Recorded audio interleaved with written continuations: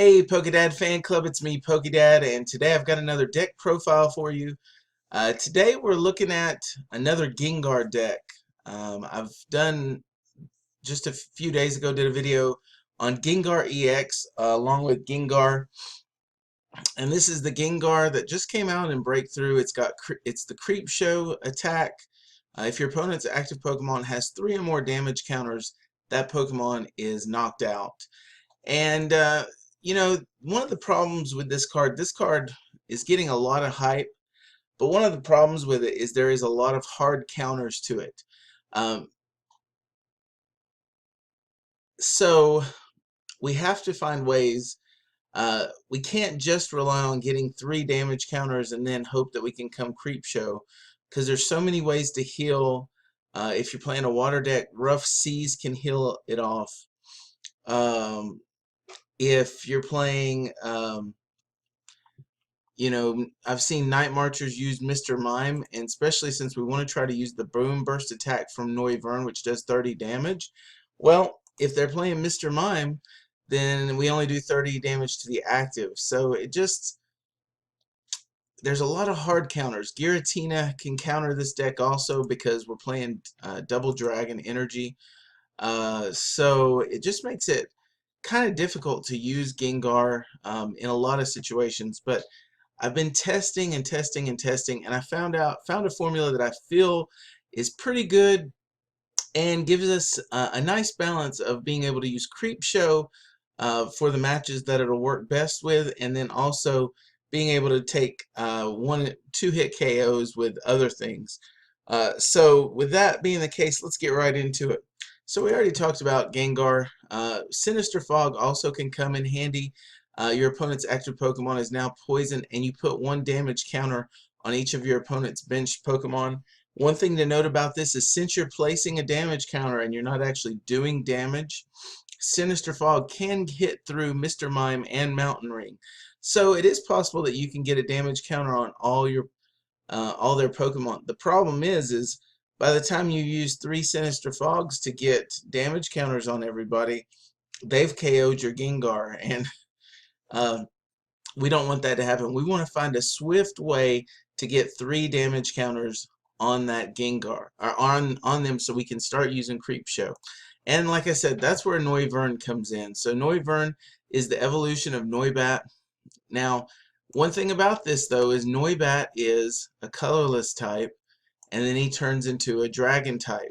And so even though we're using Double Dragon Energy, unfortunately, we cannot attach to Noivern or cannot attach Double Dragon until we've actually evolved to Noivern. So this can somewhat be problematic, and this is why we play a little more energy in this deck than maybe some of my other decks. We are playing a count of 12 here, and I would love to play actually 13, but it's just so packed that I just don't really have the room to put anything further in it. However, using Noivern has 2 distinct advantages to it for us. First of all, Boom Burst does 30 damage to every one of the opponent's Pokemon. Again, if they have Mr. Mime though, that will only damage the active, and if they have Rough Seas, that's going to heal all the damage off. So we have to have something more than just Boom Burst before we do the Creep Show, and that is we have to find a way to sometimes take KOs other ways other than Creep Show. And the best way is to use Noivern Break. So we're playing a 3-3-2 line.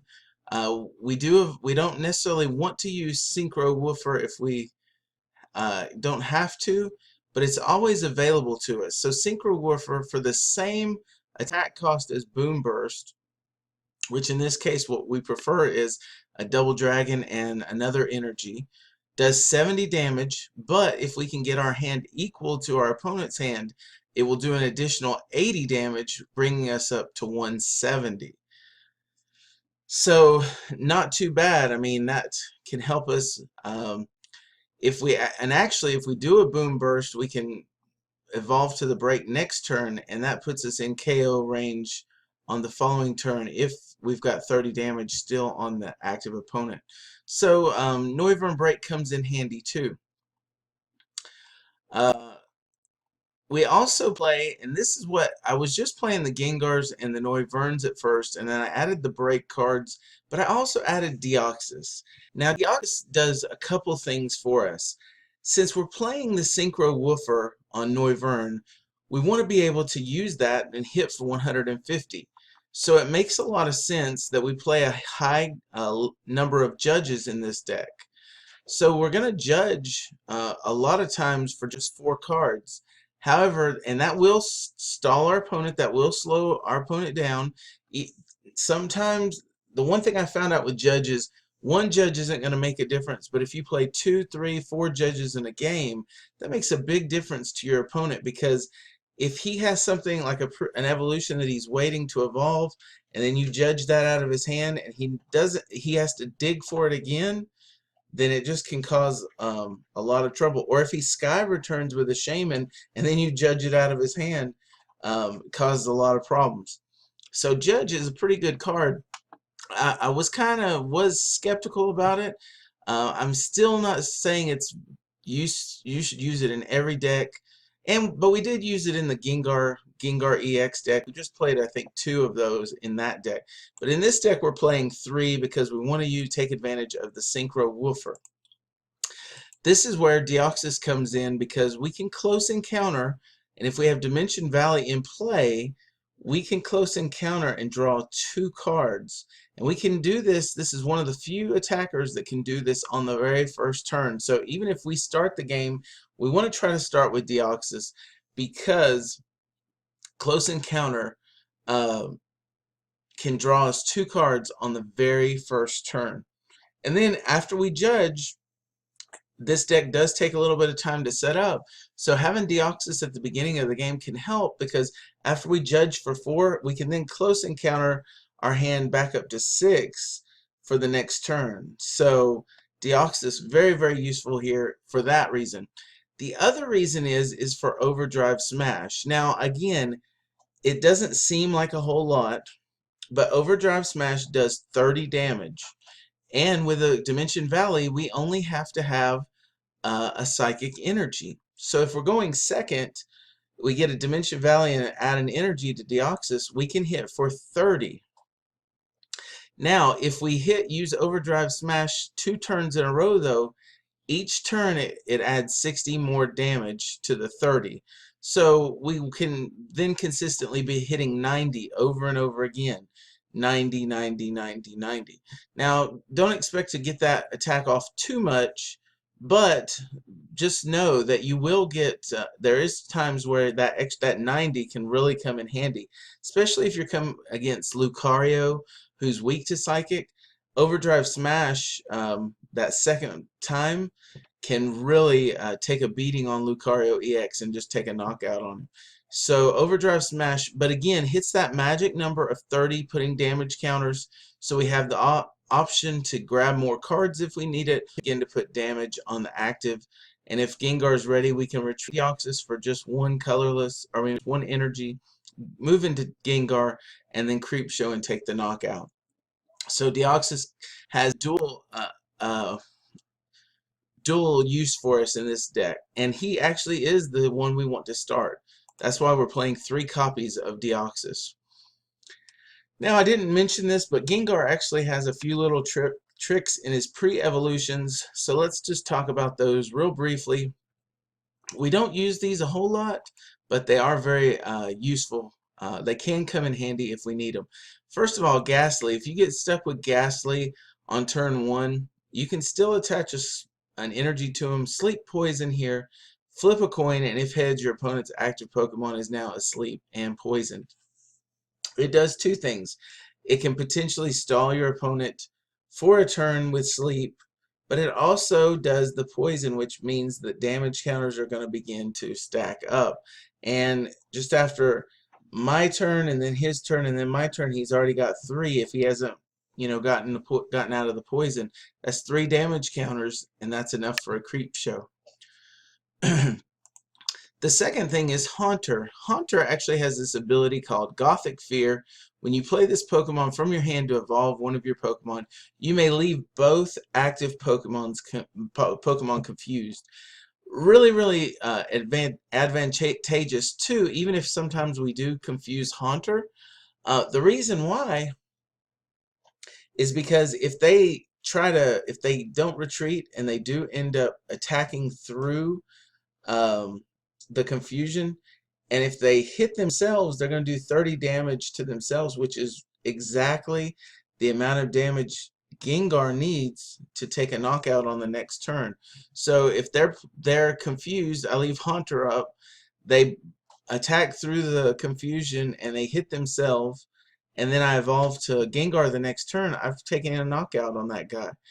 So Gothic Fear comes in very, very handy at times. Again, not all the time because you do confuse yourself. So you need to be careful about how you use it. But it can come in handy. And also the attack Poison Ring is, again, if we have Dimension Valley, is just one colorless energy here. I mean, one psychic energy. Your opponent's active Pokemon is now poisoned, and that Pokemon can't retreat during your opponent's next turn. So here's another cool thing. If you did confuse that Pokemon, and let's say you confused someone else, you were able to retreat them, you bring up Haunter, you attack with Poison Ring, they're confused, they've got poison, so they're taking damage, and they cannot retreat. So that means they're either going to have to stay there and take more poison damage, or they're going to have to attack through the confusion and potentially hit themselves. So Haunter's kind of sneaky in himself. Notice I don't play any rare candies in this deck. So I evolve these guys just naturally. And because of that, it does take a little bit more time because it is a stage 2. But again, we're playing Judge. We've got Bridget, and I'll talk about more of that later. But I'll tell you why I don't do that. I just found rare candies are actually more inconsistent than Evosodas. So I'll talk about that in just a moment. But then again, we talked about Gengar, so we evolved Gengar and used Creepshow. That's one of our main attacks. With that, let's go ahead and let's talk about Evosoda. So we have so many evolutions. We're literally doing 2 stage 2s if you think about it, because Noivern goes to Noivern Break, and then Ghastly goes to Gengar. So we're technically got 2 stage 2s that we're trying to get out. Evosoda works very nice. I actually like it better than Ultra Ball because Ultra Ball you have to get rid of stuff, but Evosoda is like, I'm going to just grab whatever evolution I need. One of the best things is when we've got a bunch of Noibats on the bench, we really want to try to use Noivern to attack first, because we get to use the Boom Burst, which I talked about, but also I didn't mention Echolocation. Echolocation allows Noivern the potential every turn, 50% chance that he will not even get hit. That in itself is very powerful to have him be one of our first attackers. Now we want to have Deoxys up there first to begin to draw cards, but as far as attackers, unless we just really need Deoxys to do it, or we feel like we can take a quick KO because we got a Gengar set up real quick, Noivern is one that we want to kind of sit in the active, let him Boom Burst. If he wants to evolve, break evolve, that's fine too, but Echolocation gives us a 50-50 chance every turn that we're not going to get hurt, unless of course they play a Hex Maniac or do something that knocks off abilities. So Evosoda comes in really nice because we get to search out a card from our deck and evolve immediately. So if we have, let's say we have a Haunter and we want to get a Gengar, grab the Evosoda, get the Gengar. We have a Noibat, we need a Noivern. Evosoda allows us to get it immediately. Same thing with Noivern Break. So it allows us to move to more smoothly get these evolutions out. Now we play one Super Rod, and here's the reason why I don't really have any good way to retreat these Pokemon. But they all only require 1 or 0. So Deoxys has 1 retreat cost. Noivern has 1 retreat cost. Gengar actually retreats for free, but his pre-evolutions retreat for 1.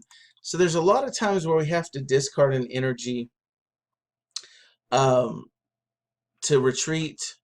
And so using Super Rod to get energy back into the deck, or sometimes we need to, for whatever reason, we have something prized and we need to get back something that we've already used once.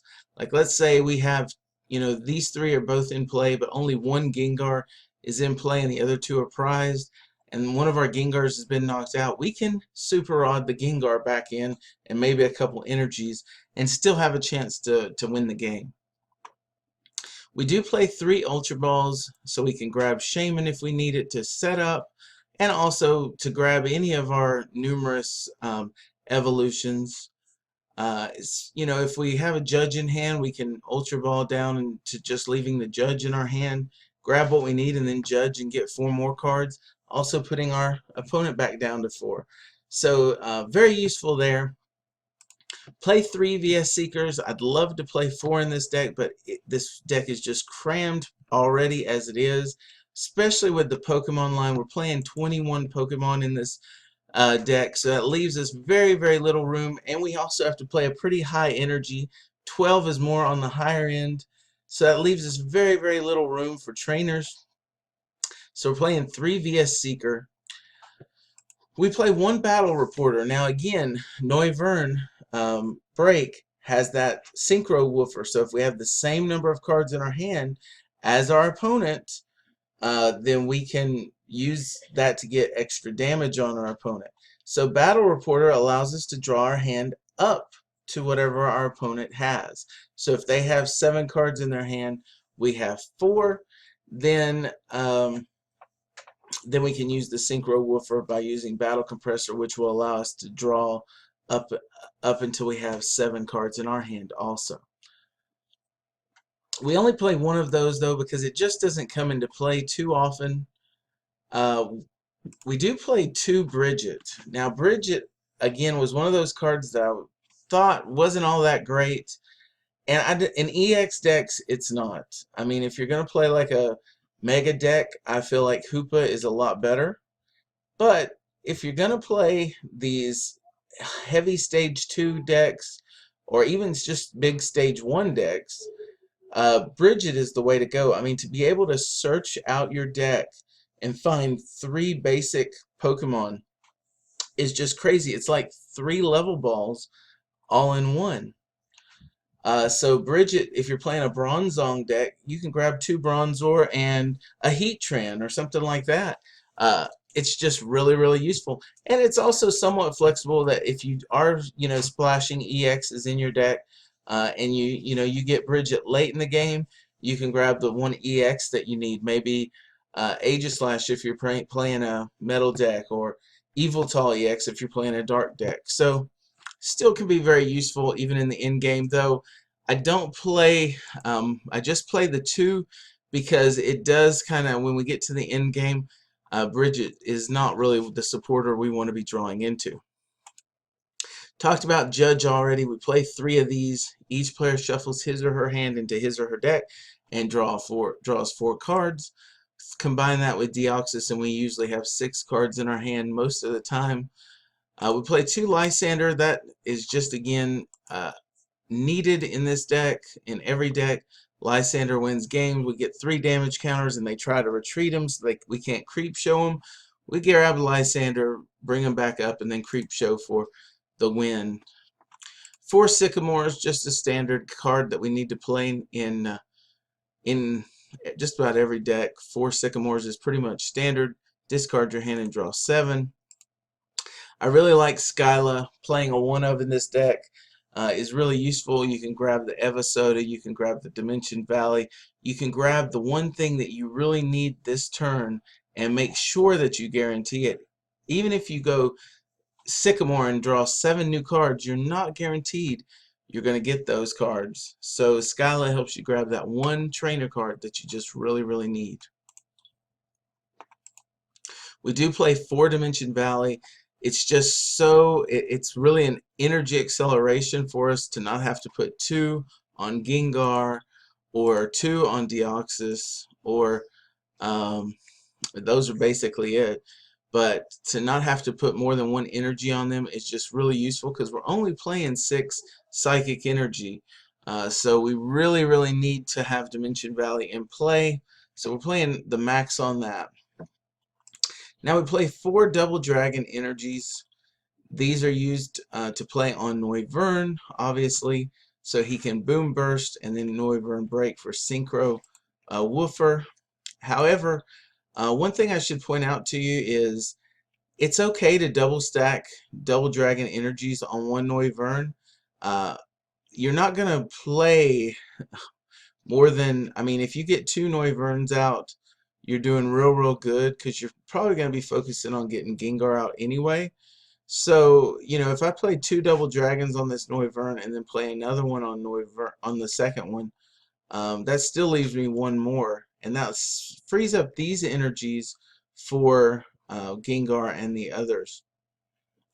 Now, if they play enhanced hammers, though, that might come in, you know, might be an issue, but even still, if you play 2 and then they enhance hammer 1 off, you can always play another energy and still be able to attack. So I like to do that with my Noiverns in this deck. We do play 2 dark type energies. I really would like to play all psychics, but because Giratina is a thing and Noivern is so important to our game strategy, we really do need to at least give ourselves a possibility to get Noivern charged up without double dragon energy. And so for that reason, we have to use 2 darkness energies in the deck, just to help make sure he gets powered up. And then finally we play the 6 psychic to help us with our psychic lines. Many times you won't even attach an energy to Deoxys because you have the Dimension Valley in play, and you'll just be using the close encounter anyway. But you know, it's there if we need to charge him up. And of course Gengar, we're only going to be using 1 on him, hopefully, if we have the Dimension Valley, 2 at the most. So anyway guys, that is the deck profile. You know, I like the Gengar Creep Show. I'm still not convinced that it's going to be competitively viable. I have done a lot of testing with it though, and you know, I feel like this deck, probably of all of them so far that I've tested, is the one that gives you the best chance of winning. I mean, I've done quite well, knocked out some Lucario decks and some metal decks with this deck. So anyway, give it a try, put it together. I will have some battle videos for you coming up in the near future. So anyway, check those out.